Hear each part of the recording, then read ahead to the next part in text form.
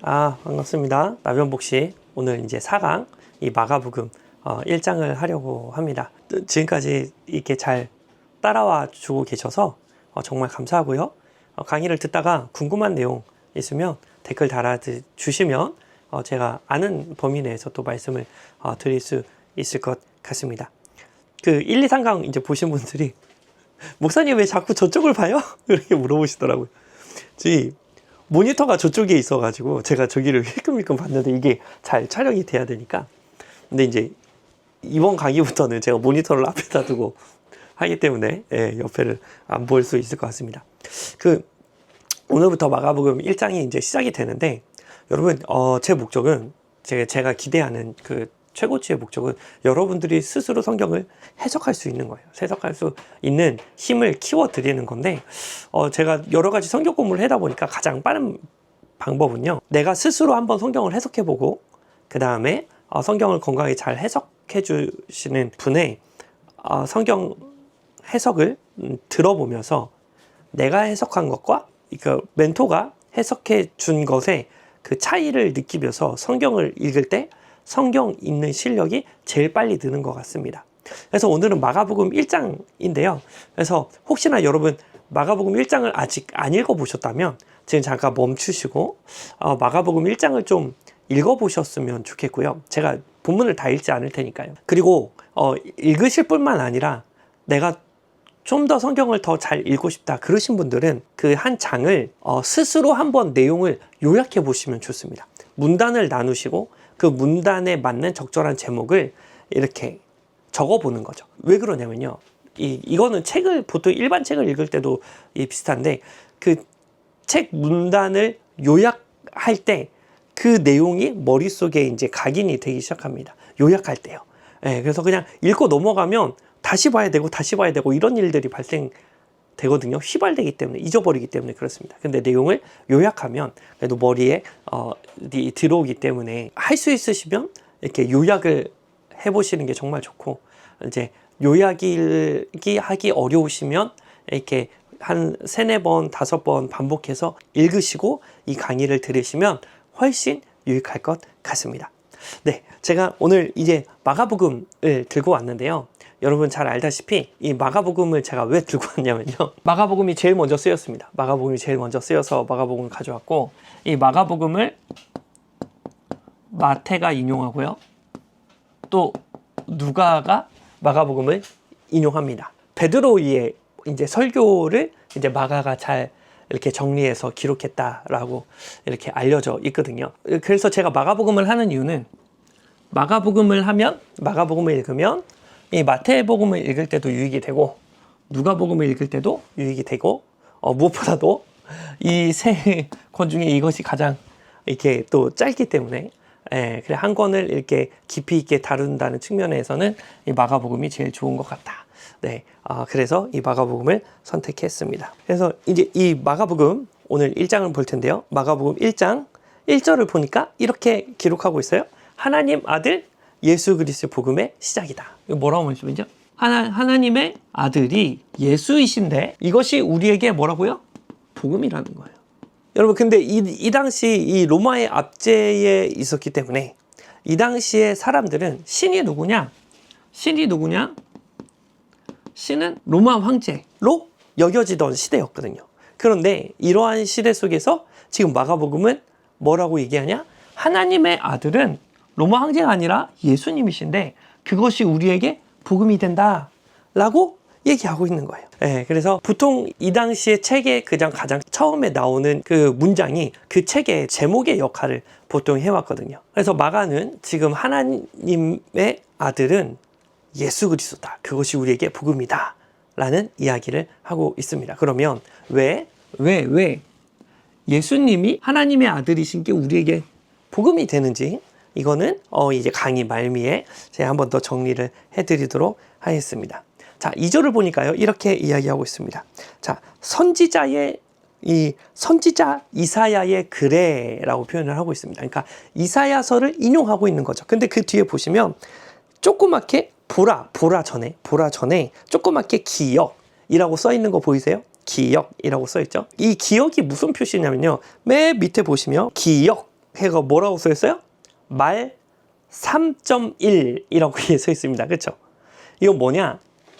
이 말라기 3장 1절을 인용하는 거예요. 어떤 것이 인용된 거냐?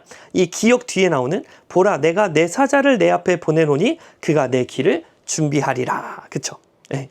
말라기 3장 1절을 인용하는 거예요. 그 다음에 그 3절 맨 앞에 보면 니은이라고 적게 써 있죠. 자, 니은도 맨 밑에 보시면 이사야 40장 3절이라고 쓰였습니다. 그렇죠? 그러니까 마가가 구약 성경을 인용하는데 첫 번째는 말라기 3장 1절을 인용하고 두 번째로는 이사야 40장 3절을 인용하면서 마가는 뭐라고 얘기하냐? 선지자 이사야의 글에라고 표현합니다. 그럼 좀 이상하죠? 그러면 이사야만 쓰는 게 아니라 말라기 이사야의 글에라고 써야 되지 않겠습니까? 그렇죠? 근데 이 당시에는요, 종이도 비싸고 펜도 비싸고요. 그렇죠? 그래서 두 선지자 중에 유명한 선지자 하나 딱 적어 놓으면 이사야 딱 하면 구약 성경 예언서를 인용했구나 라고 이 당시에 사람들은 쉽게 이해할 수 있었다고 합니다. 그래서 인지도 측면에서 효율적으로 한 사람 이사야만 이렇게 대표적으로 써놨습니다. 근데 뭐라고 얘기하냐? 근데 말라기 3장에 보면 보라 내가 내 사자를 내 앞에 보내노니 이 사자는요 심부름꾼입니다. 심부름꾼 동물 사자가 아니라 심부름꾼을 보냈는데 그가 하는 일이 뭐냐? 내 길을 준비한다. 길을 준비한다. 그렇게 얘기하고 있습니다. 자, 3절에 보니까 광야에 외치는 소리가 이르되 너희는 주의 길을 준비해라. 똑같이 준비하라는 얘기가 지금 반복 길을 준비한다는 얘기가 나오죠. 그 다음에 그 길을 준비하는 것을 뭐라고 표현하냐? 그의 오실 길을 곧게 하라라고 표현합니다. 곧게 하라. 여러분, 이 길을 준비하는데 길을 곧게 하다라고 표현을 하고 있어요. 이게 무슨 말이냐면 이 당시에 로마 황제가 다른 영토로 다른 지역으로 이동을 할 때 뭘 타고 다닐까요? 제일 비싼 거 이 당시에 벤츠 이 당시에 벤츠 뭐가 있을까요? 마차가 있죠. 마차를 타고 갑니다. 그래서 로마 황제가 어떤 도시를 방문한다. 그러면 2, 3년 전에 누가 먼저 가냐? 신하들이 먼저 가요.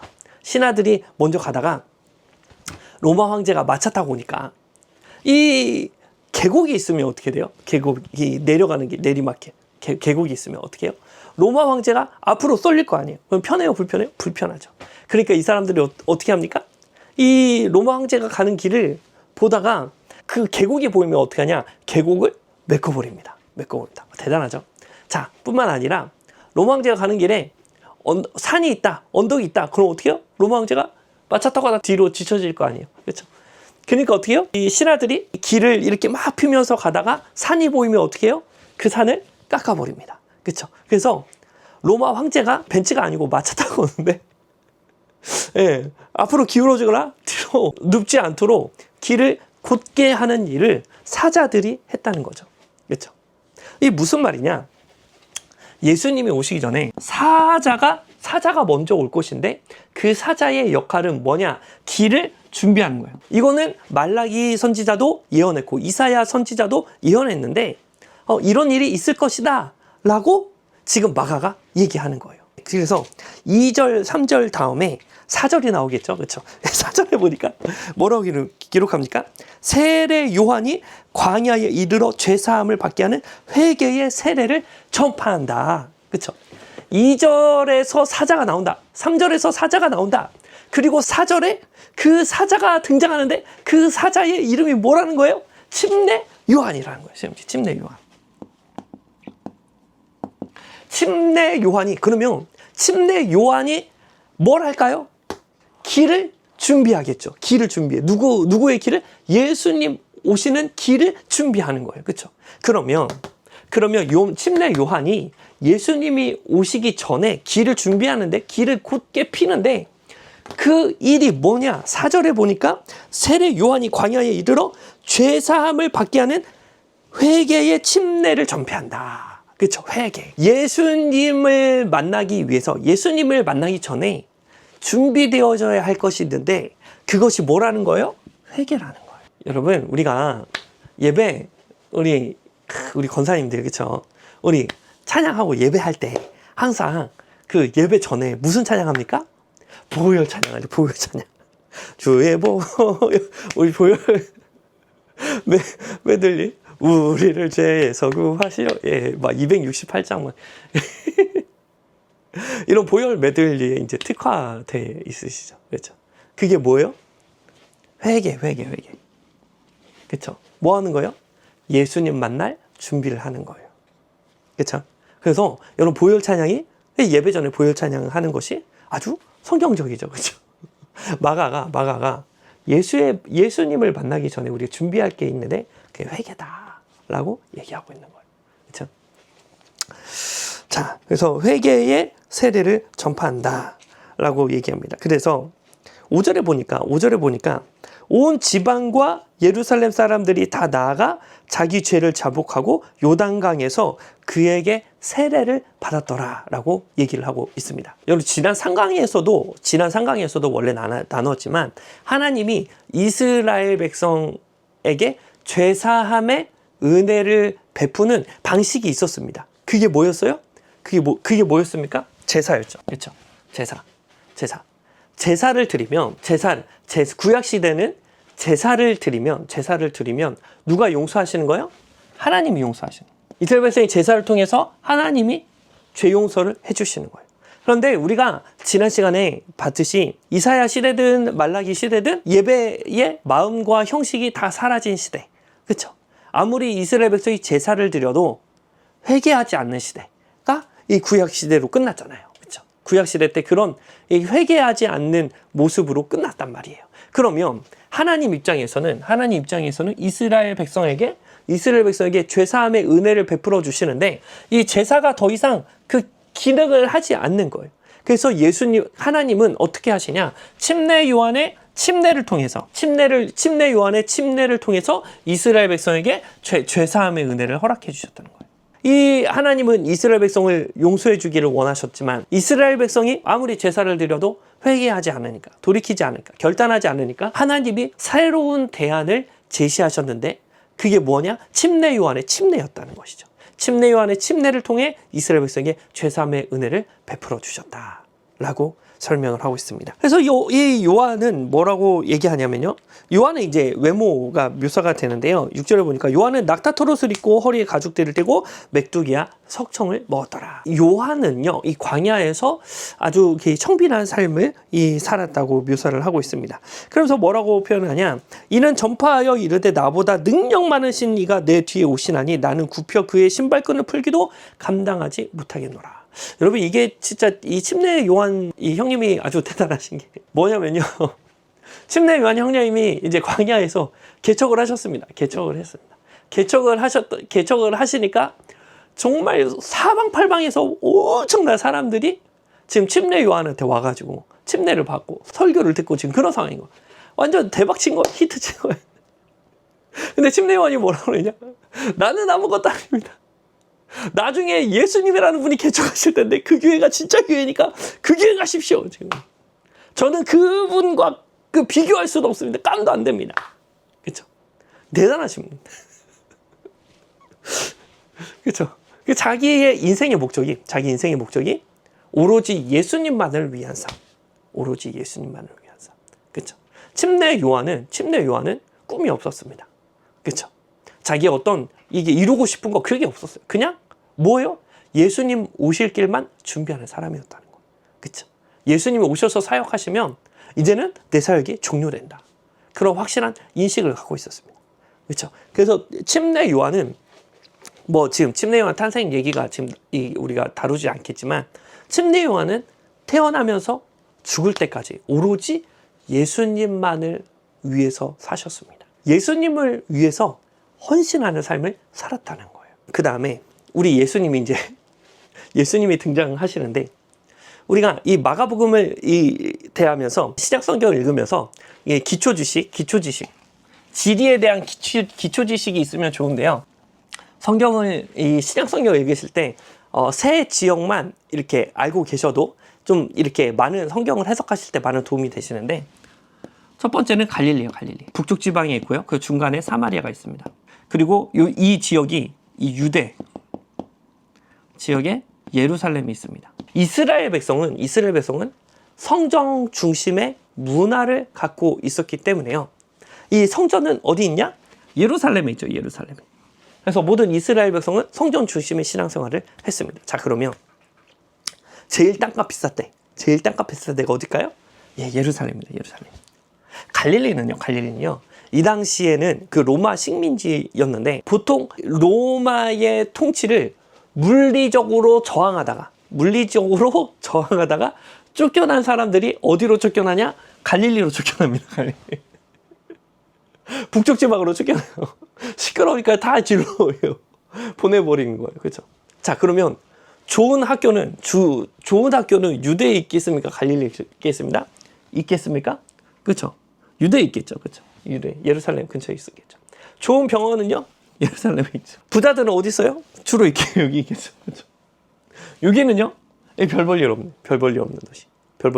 좋은 학교도 없고, 좋은 병원도 없고, 먹고 살기가 쉽지 않고, 이렇게 그 정부로부터 지원을 잘 못 받는 곳이 바로 갈릴리 같습니다.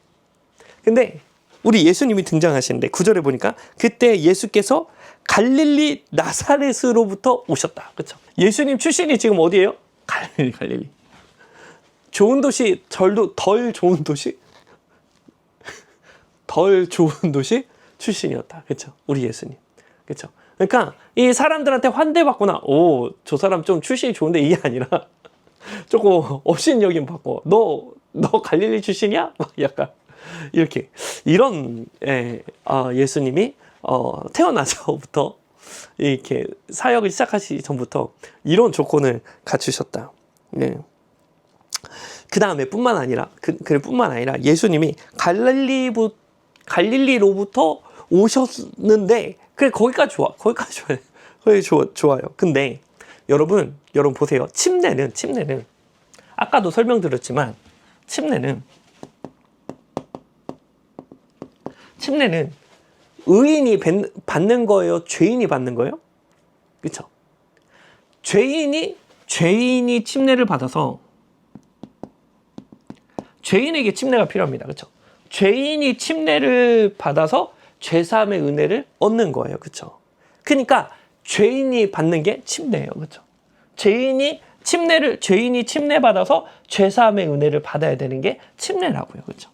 자, 그러면 우리 예수님은 죄인이세요? 의인이세요? 의인이죠. 그죠? 의인. 예수님. 근데 그럼 우리 예수님 침례 받으실 필요가 있어요? 없어요? 없어요. 근데 우리 예수님 지금 뭐 하셔요? 요단강에서 요한에게 침례를 받으시고. 예수님 뭐 받으셨다고요? 침례. 의인이신 예수님이 어떤 취급 받으시는 거예요, 지금? 죄인 취급 받으시는 거예요. 그렇죠? 지금 이제 자 보세요. 예수님이 공생의 사역을 하시기 전에 이 조건을 보시면 출신이요. 이렇게 화려합니까? 별 볼 일 없습니까? 출신이 별 볼 일 없어요. 예수님 의인이신데 어떤 일이에요? 억울하게 죄인 취급받으셔.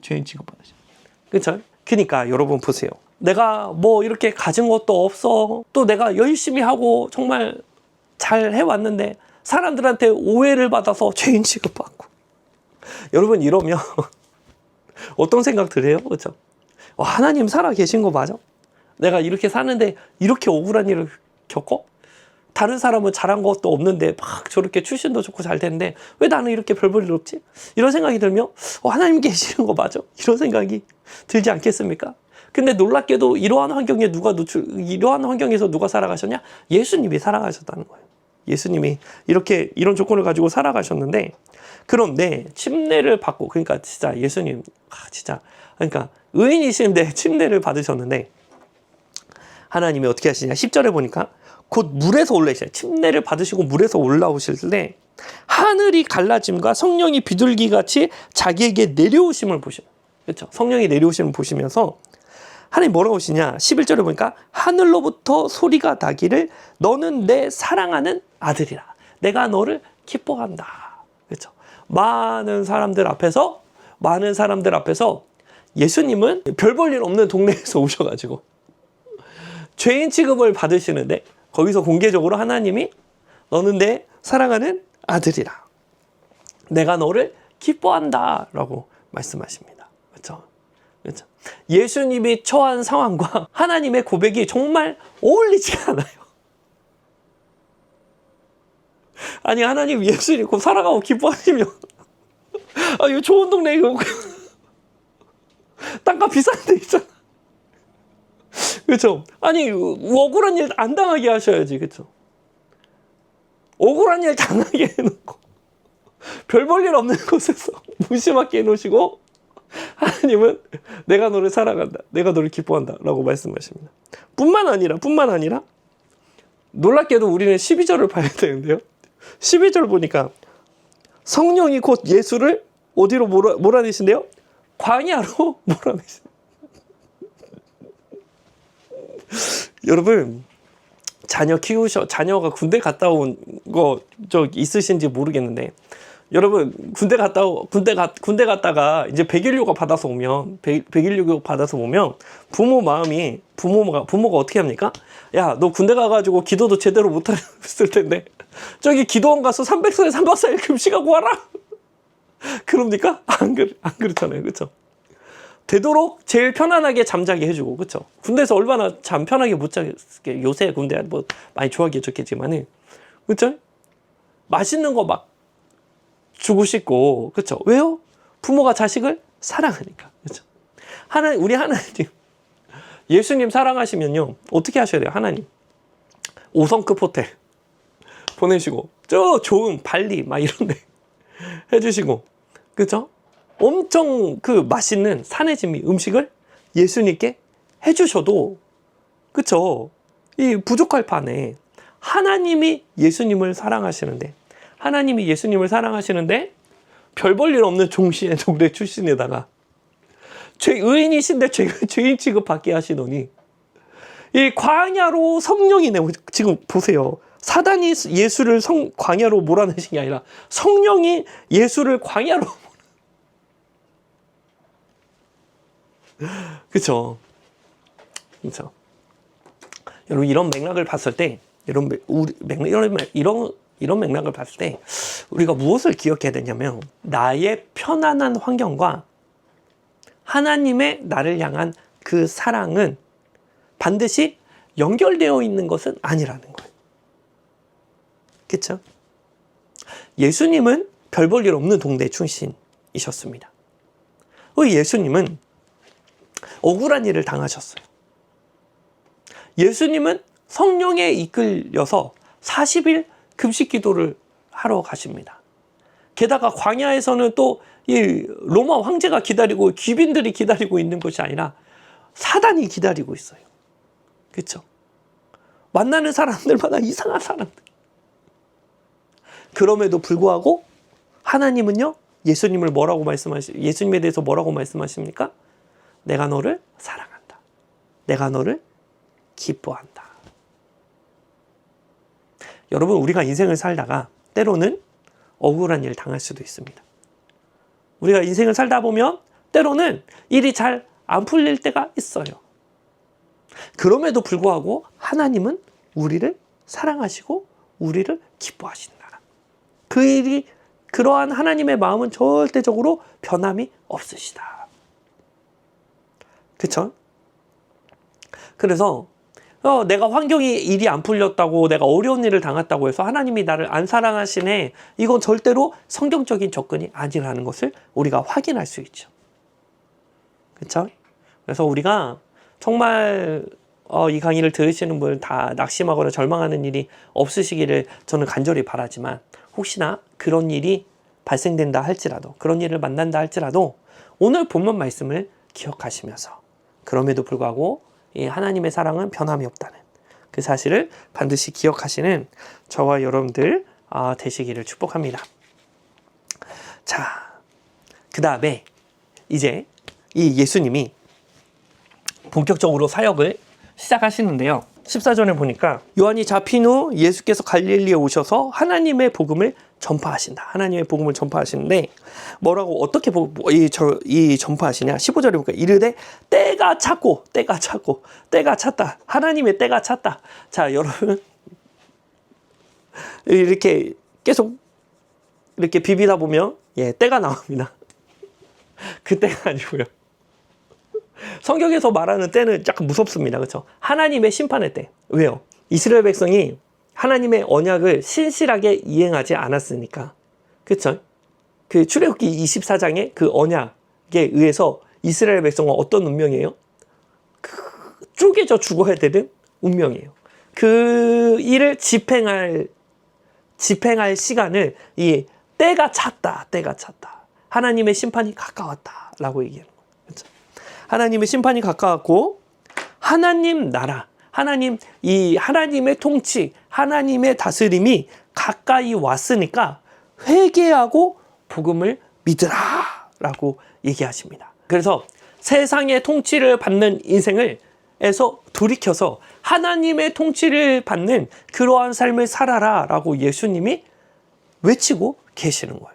그렇죠? 우리 인생에도 이와 같습니다. 우리가 세상에서 세상의 가치관으로 사는 것이 아니라 세상에서 하나님의 다스림을 받는, 그렇죠?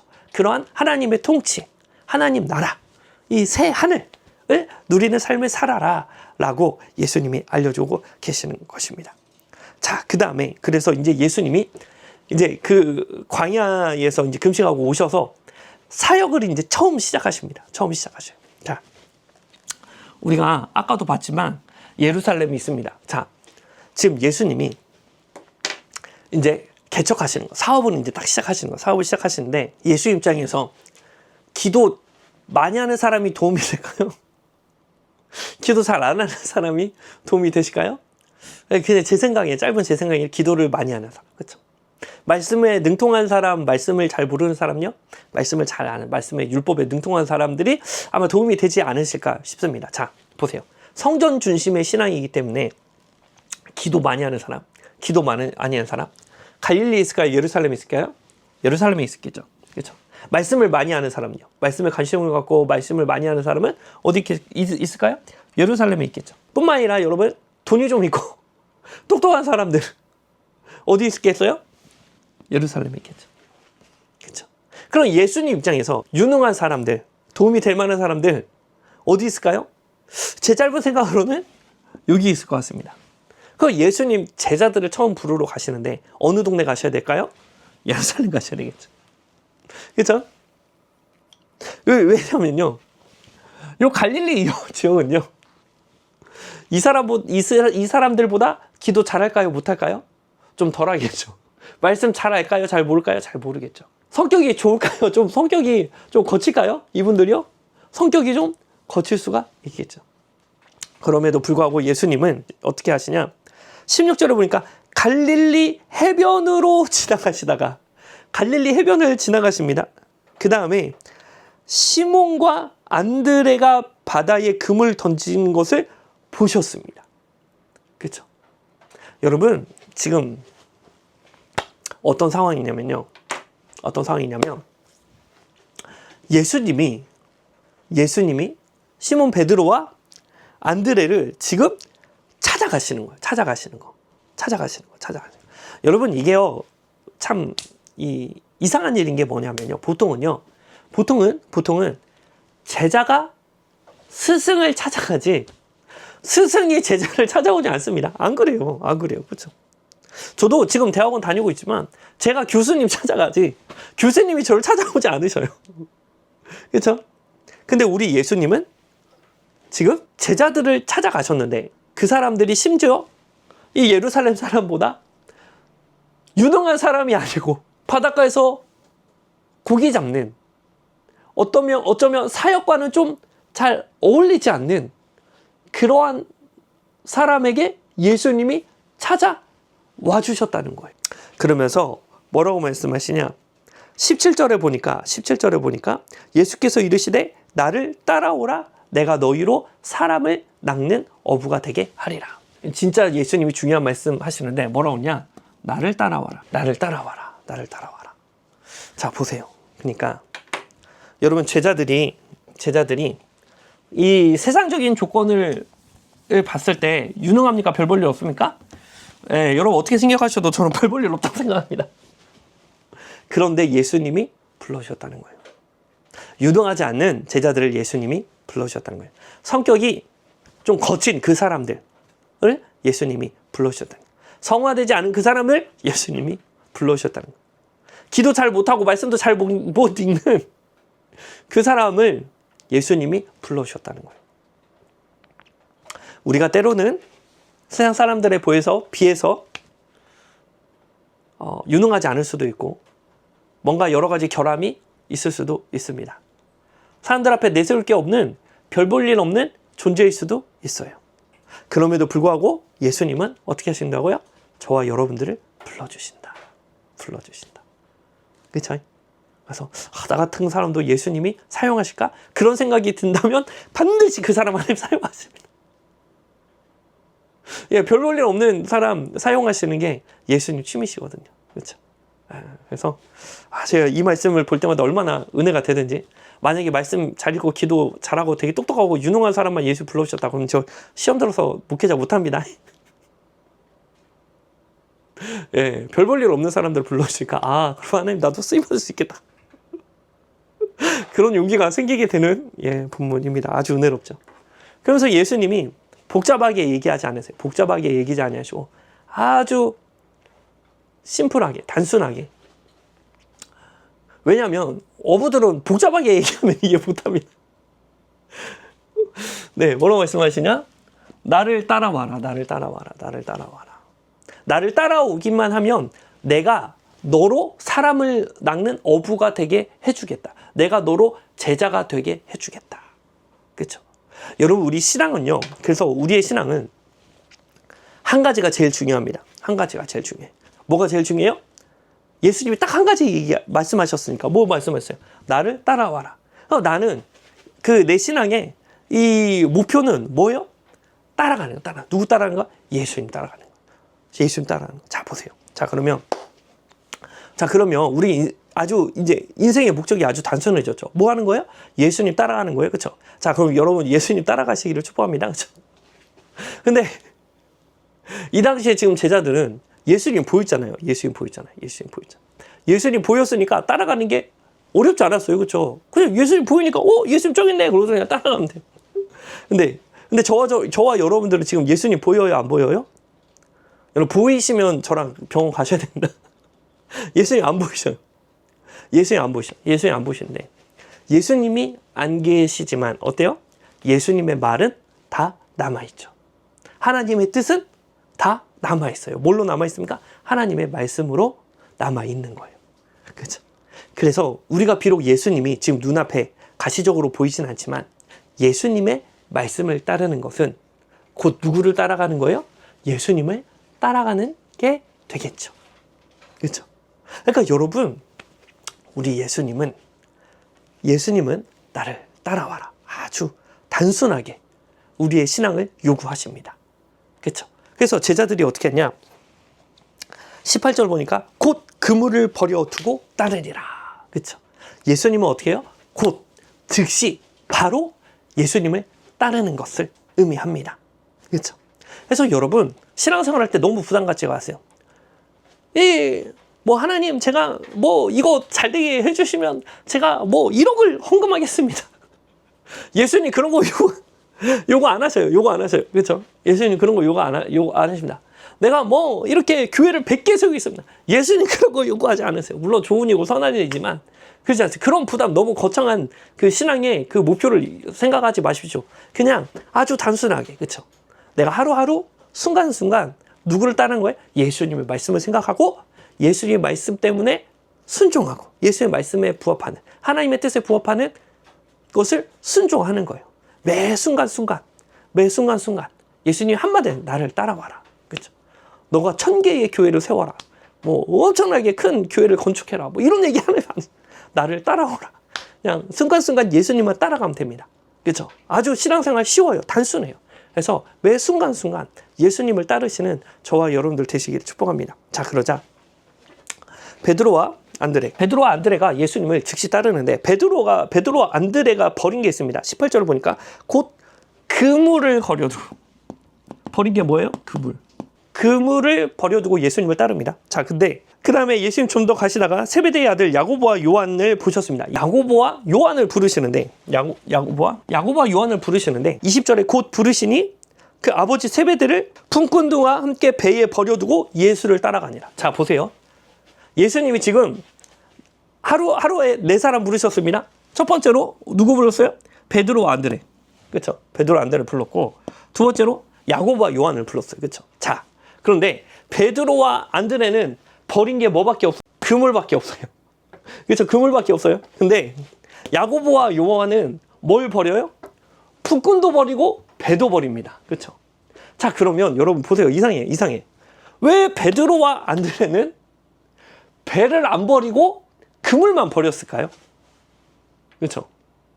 왜 베드로와 안드레는 배는, 아니 야고보와 요한은 예수님 따르려면 품꾼도 버리고 배도 버렸는데 베드로와 안드레는 왜 그물만 버렸을까요? 왜 그래요? 왜 그물만 버렸어요? 배가 아까워서 안 버렸습니까? 아니요. 배가 뭐예요? 렌트였던 거죠. 임대였던 거예요. 베드로와 안드레의 진짜 자기 소유는 뭐밖에 없어요? 그물밖에 없고 나머지는 다 은행 거예요. 그렇죠? 그 이자 갚느라 정신없어요. 지금 그물만. 배 렌트예요. 그렇죠? 근데 반면에 야고보와 요한은 뭐도 있어요. 품꾼, 알바생도 있고 배도 있고. 그렇죠? 그러니까 누가 부자예요? 야고보와 요한이 부자예요. 그렇죠? 베드로 안드레는 이 자영업자고 야고보 요한은 중소기업 된다. 너무 지금 쉽지 않은 상황이에요. 그렇죠? 자, 이렇게 베드로 안드레와 야고보 요한 이 두 가정에 이 그런 경제적인 이 사정의 차이가 났는데, 자, 그러면 우리 예수님 이제 식사도 하시고 신바도 가시고 그러잖아요. 여러분, 베드로 안드레 집에 가야지 잘 얻어 드실 수 있을까요? 야고보 요한 집에 가야지 잘 얻어 먹을 수 있을까요? 우리 예수님? 그렇죠? 이 베드로 안드레 집에 가면 부담됩니다. 그렇죠? 야고보 이 베드로 안드레 부담돼요. 먹고 살거 없어가지고. 그렇죠? 누구네 집에 가야 돼요? 야고보 요한 집에 가야 됩니다. 그렇죠? 그래야지 예수님 좀 이렇게 눈치 안 보고 잘 드실 수 있고, 그렇죠? 이 사람들도 좀 여유가 있다 보니까 예수님 좀 잘 섬겨드릴 수 있고 그렇다는 거예요. 그런데 우리 예수님 어디로 가시냐? 29절. 자, 29절 먼저 갈게요. 자, 29절을 보니까 회당에서 나와 곧 야고보와 요한과 함께, 그쵸? 야고보와 요한과 함께, 그쵸? 부잣집 자식들, 아들내미들, 야고보와 요한과 함께 누구네 집에 가십니까? 시몬과 안드레의 집에 들어가시. 베드로 안드레 집 갔네. 예수님 부잣집 먼저 가셨어요? 가난한 집 먼저 가셨어요? 가난한 집 먼저 가십니다. 그쵸? 가난한 집 먼저 가셔요. 그럼 예수님 잘 드실 수 있을까요? 잘 못 드시겠죠. 뿐만 아니라 어떤 상황이냐? 30절에 보니까 시몬의 장모가 열병으로 누워있는지라. 그렇죠? 여러분, 병 걸리면 어디 가야 돼요? 병원 가야 돼요. 근데 왜 지금 열병인데 누워있어요?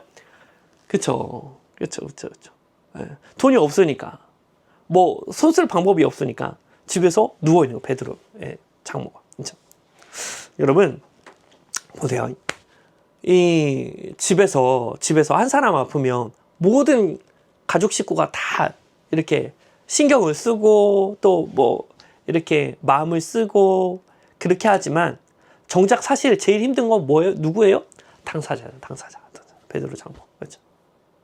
베드로 장모가 열병에 걸려 누워 있어서 집안에 뭐 일도 할 수 없고, 게다가 이 당시에는 이 남성보다 여성이 이 존중받지 못하는 시대였기 때문에 뿐만 아니라 지금 일도 할 수 없으신 상황이니까 이 베드로의 장모가 어쩌면 지금 이 갈릴리라는 도시 안에서 가장 별 볼 일 없는 사람. 그렇죠? 내가 스스로 생각했을 때 제일 쓸모없는 사람이다라고 베드로의 장모가 생각할 수 있었을 거죠. 그렇죠? 그래서 예수님이 어떻게 해요? 베드로의 집에 찾아가셔서 베드로의 장모를 고쳐주시는 거예요. 예수님은 베드로의 장모를 고치시기 위해서 베드로의 집을 일부러 찾아가셔서 베드로 장모에게 은혜를 베풀어 주십니다. 여러분, 이 보세요. 그러니까 우리 예수님은 내가 별 볼 일 없는 사람이라 할지라도 우리 예수님은 나를 찾아와 주시는 분. 내 환경이 여의치 않다 할지라도 우리 예수님은 상관하지 않으시고 나를 가장 먼저 찾아와 주시는 분. 그렇죠? 예수님에게는 이 베드로의 장모가 VIP였어요. 세상 사람들에게 다 무시받는 이 베드로의 장모가 예수님에게는 VIP셨다는 거예요. 그렇죠? 그래서 여러분, 내가 사람들한테 인정받고 존중받지 못하고 사람들로부터 많은 무시를 받는다고 하신다면 예수님에게는 여러분들이 가장 큰 VIP가 되실 줄 믿습니다. 예수님이 먼저 찾아와 주실 줄 믿습니다. 그래서 예수님이 베드로의 장모를 고쳐주시고요. 그러자 32절부터 예수님이 그러니까 가장 가난한 동네, 가장 가난한 집 먼저 가셔서 가장 별 볼 일 없는 사람 고쳐주셨더니 그 다음에는 예수님이 좀 편하게 사역하시는 게 아니라 32절부터 보니까 저물어 해질 때 모든 병자와 귀신 들린 자들이 다 예수님께 옵니다. 여러분, 귀신 들린 사람 만나고 싶습니까? 별로 만나고 싶지 않으시죠? 그렇죠? 근데 이 예수님은 병자와 귀신 들린 자를 다 만나서 그들을 다 고쳐주시고 그런 일들을 하십니다. 그렇게 예수님이 동네에 있는 모든 아픈 자와 귀신 들린 자를 다 고쳐주시고 예수님이 그 늦게까지 사역을 하시고 35절에 보니까 예수님 이러시면 안 되는데 새벽 아직도 밝기 전에 예수께서 일어나다가 한적한 곳으로 가서 거기서 기도하십니다. 여기서 그 많은 목회자들의 예수님 새벽에 기도하셔가지고 그렇죠. 많은 목회자들이 새벽에 이렇게 열심히 기도합니다. 본 받아야 되겠죠. 본 받아야 합니다. 아직 밝기 전에 예수님이 한적한 곳에 가서 예수님이 기도하셨어요. 그렇죠. 여러분, 예수님에게는 제자들이 있잖아요. 제자들. 그렇죠. 예수님이 기도하시면 제자들도 뭐 해야 돼요? 기도해야 됩니다. 그렇죠. 이 제자라는 것은 스승이 하는 걸 배워야 되니까 스승이 하는 모든 것을 따라 할 필요가 있죠. 그렇죠. 기도 같은 경우는 예수님이 기도하시면 제자들도 분명히 기도를 해야 합니다. 자, 그런데 36절과 37절 보니까 시몬 및 그와 함께 있는 자들이 지금 예수님의 제자들이에요. 예수님의 제자들이 예수의 뒤를 따라가서 기도하고 있는 예수님의 뒤를 따라가서 37절 만나서 이르되 모든 사람이 주를 찾나이다 라고 얘기를 해요. 자, 이거 보세요. 지금 어떤 상황이냐면요. 예수님이 기도하시면 제자들이 기도해야 되는데 이 제자들이 지금 어떤 상황이냐. 지금 예수님이 그 갈릴리 지역에서 완전 슈퍼스타가 되셨습니다. 귀신 쫓고 병 고치니까 예수님이 그런 일들을 하시니까 엄청난 사람들에게 지금 이렇게 칭찬받고 소문이 났고 인기가 엄청 높아졌어요. 그래서 많은 사람들이 베드로를 찾아오기 시작했습니다. 야, 베드로야, 야, 아까 그 병 고치는 사람, 그 사람 누구냐? 그 사람 누구냐? 그 사람 예수님인데. 그래? 나 그럼 예수님한테 기도 한번 받으면 안 될까? 나 안수 한번 받으면 안 될까? 그러니까 이제 베드로가 너 받을래? 내가 친해. 내가 예수님이랑 친해. 너 내가 허락해주면 너 기도 받을 수 있어. 한번 기도 받게 해줄까? 나 기도 받고 싶어. 그러니까 뒤에 있는 사람들은 베드로 형님 저도요. 우리 친한데 저도 기도 받기 위해서 예수님 만나기 위해서. 그러니까 베드로가 지금 그래요. 내가 예수님 친하니까 내가 예수님 데려올게. 다 줄 서 있어. 그렇죠. 예수님의 인기를 이용해서 어떤 자기가 권세를 누리려고 권위를 누리려고 지금 이 베드로와 제자들이 이 사람들을 다 줄 세워놓고 내가 예수님이랑 친하니까 내가 예수님 데려올게 그러면서 기도하고 있는 예수님을 예수님 기도 그만하시고 빨리 가서 안수해 주세요. 지금 사람들 엄청 줄 서 있는데 지금 기도 그런 거 하시면 안 돼요. 예수님이 기도하는 걸 방해하고 있는 거예요. 그렇죠? 예수님 기도하는 걸 방해하는 거예요. 그래서 제자들이 지금 예수님을 따라가고 있지만 모범적인 제자들의 모습을 갖춘 것은 아니다. 그렇죠? 그래서 예수님이 기도하며 같이 옆에서 기도해도 부족할 판에 예수님이 기도하시는 거 가서 열심히 지금 방해하고 있습니다. 그러자 예수님이 뭐라고 말씀하시냐? 38절에 보니까 이르시되 우리가 다른 가까운 마을들로 가자. 다른 가까운 마을들로 가자. 제자들이 다 줄 세워놨는데 거기 가서 제자들의 기대에 부응하지 않으시고 예수님은 다른 마을 가자라고 얘기하십니다. 방향을 틀어버리십니다. 제자들 입장에서 이제 완전 난감한 상황이죠. 그러면서 거기서도 전도하리니 내가 이를 위하여 왔노라. 그렇죠? 예수님 그래서 이를 위하여 왔노라. 두 가지죠. 예수님 기도하러 오셨고 또 전도하러 오셨고. 그렇죠? 그래서 내가 예수님을 따라간다면 우리가 뭘 하는 거예요? 기도도 하고 전도도 하고. 그렇죠? 그러한 삶을 살아야 되는 줄 믿습니다.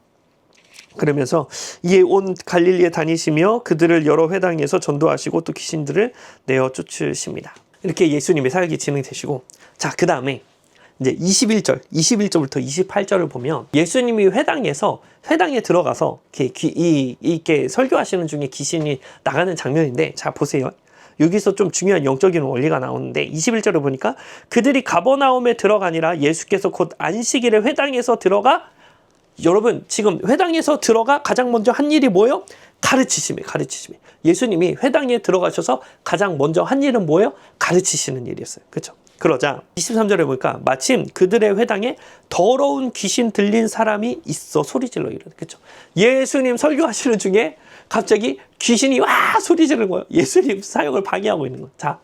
자 보세요. 그러면 우리 예수님이 회당에 딱 들어오셨을 때 그 회당 안에 귀신이 있는 거를 아실까요? 모르실까요? 예수님 막 설교하다가 와 나 귀신 하면 우와 깜짝이야 야 이거 엄청 무섭다. 예수님 그러실까요? 안 그러시죠. 그렇죠?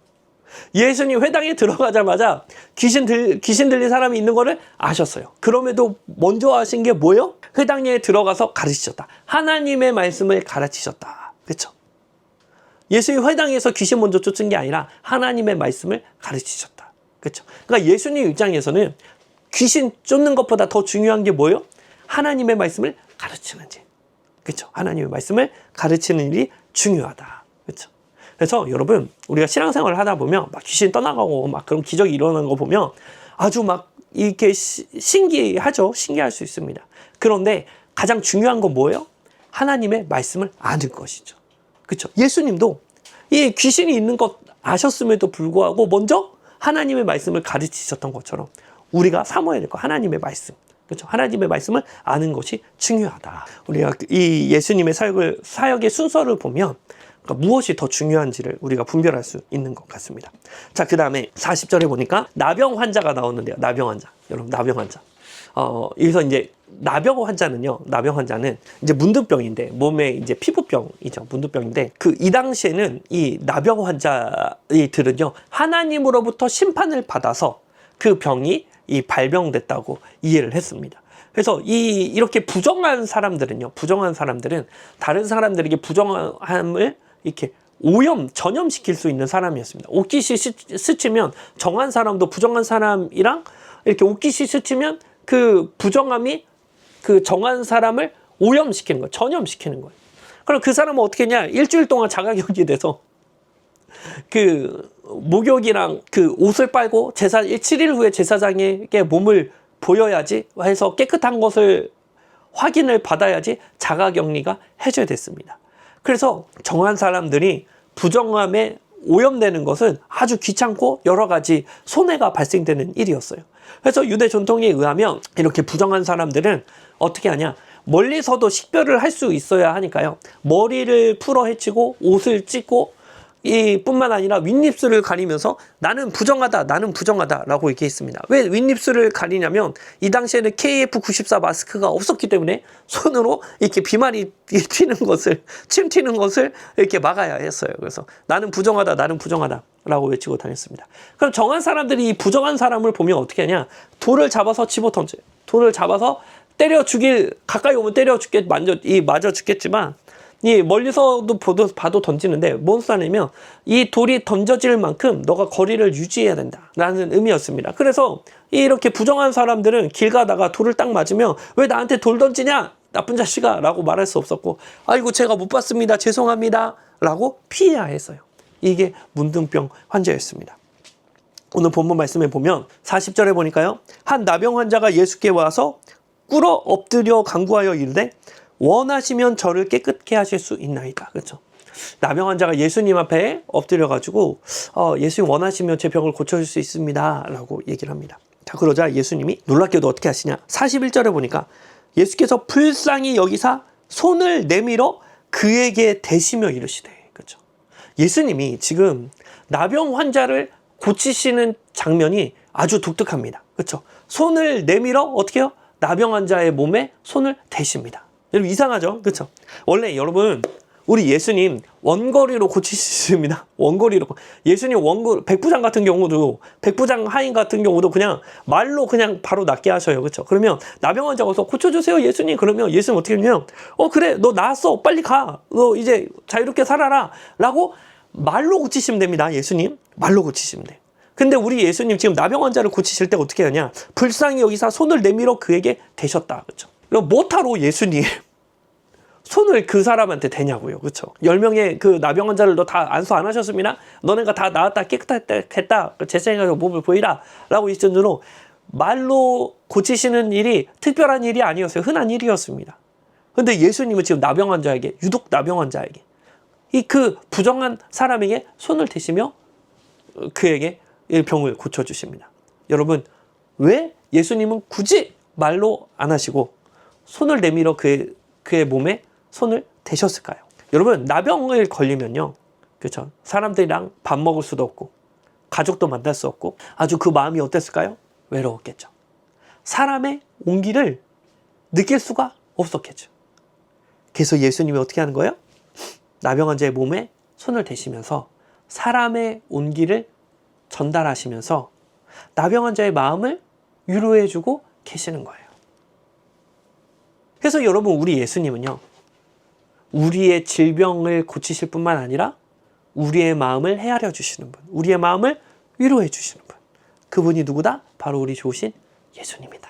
이렇게 예수님이 예수의 모습을 보여주시면서 예수님이 어떠한 분이신지를 알려주시면서 마가복음 1장이 끝나게 됩니다. 자, 그러면 이러한 예수님이 하나님의 아들이신 게 우리에게 복음인 이유가 뭐냐면, 이제 이걸 정리해 드릴게요. 세상 사람들은요, 이 당시에 세상 사람들은 하나님의 아들은 누구냐? 로마 황제라고 생각했습니다. 근데 지금 마가복음은 그 하나님의 아들이 누구래요? 예수님. 이게 우리에게 복음이다 라고 얘기하는 거예요. 그러면 우리가 로마 황제가 하나님의 아들인 게 우리에게 좋은 소식인가, 예수님이 하나님의 아들인 게 우리에게 좋은 소식인가를 우리가 살펴볼 필요가 있습니다. 로마 황제는 부자 동네에서 살았습니까? 가난한 동네에서 살았습니까? 부자 동네. 예수님은요, 가난한 동네에 사셨습니다. 로마 황제는 의인입니까? 죄인입니까? 로마 황제는 죄인인데 어떤 취급을 받아요? 의인 취급을 받죠. 그렇죠? 의인 취급을 받습니다. 죄인인데 의인 취급을 받아요. 우리 예수님은요, 의인이신데 죄인 취급 받으십니다.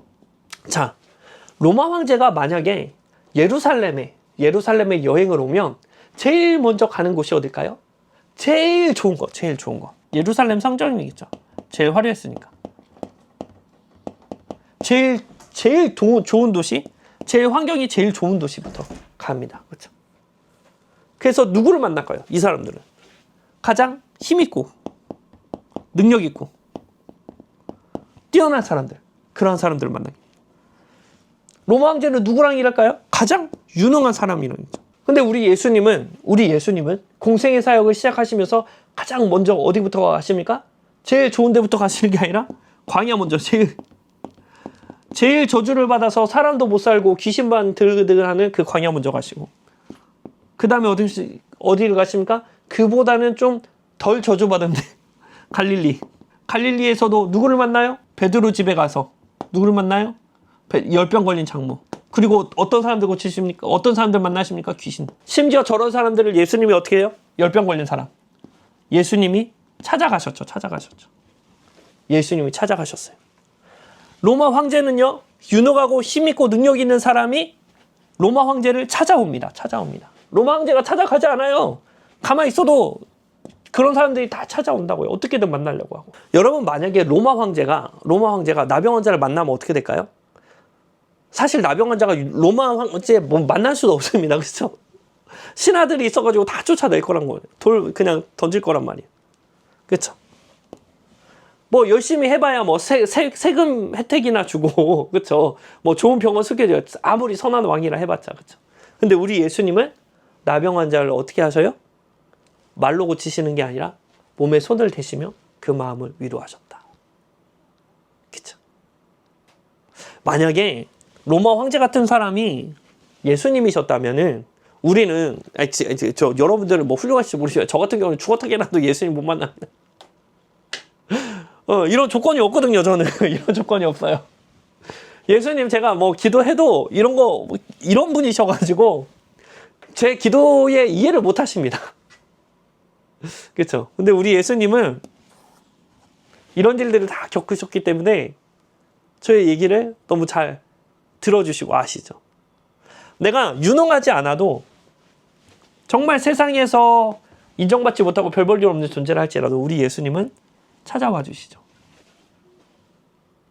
심지어 사람들이 나를 다 부정하다고 하고 나병 환자처럼 왕따 당하고 인정받지 못하는 존재를 할지라도 예수님은 오셔서 내 몸에 손을 대시는 분이죠. 그래서 로마 황제가 아니라 예수님이 하나님의 아들이신 게 우리에게 복음이라는 거예요. 그렇죠? 그렇죠? 자, 그래서 여러분 우리는 예수님이 근데 우리에게 이런 은혜를 베풀어 주셨을 뿐만 아니라 오늘 이 제일 중요한 말씀은 뭐예요? 나를 따라오라, 나를 따라오라, 나를 따라오라. 그렇죠? 그렇죠? 이러한 삶을 사시는 예수님을 따라와라라고 말씀하십니다. 여러분 저와 여러분들이 어떤 게 좋은 것 같습니까? 이게 제일 좋아 보이죠. 이런 힘 있고 능력 있고 사람들이 찾아오고 편하잖아요. 너무 좋죠. 근데 이런 삶이 아니라 예수님은 이런 삶을 사시면서 나를 따라와라라고 요청하십니다. 여러분 이 강의를 들으시면서 저와 여러분들의 인생이 로마 황제 같은 삶이 아니라 예수님과 같은 삶을 따라가셔서 정말 하나님께 그런 기쁨이 되는 하나님의 마음을 시원케 해드리는 그런 사람이 되었으면 좋겠습니다.